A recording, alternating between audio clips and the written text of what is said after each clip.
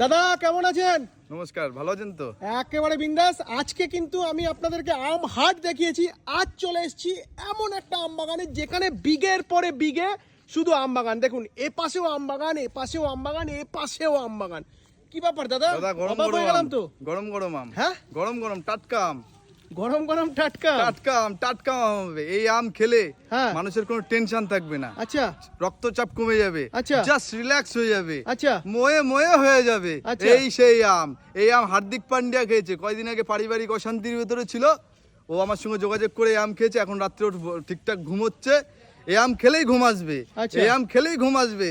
এই আম সেই আম, এই আচ্ছা, আম সেই আম। এগুলো কি হিমসাগর আম?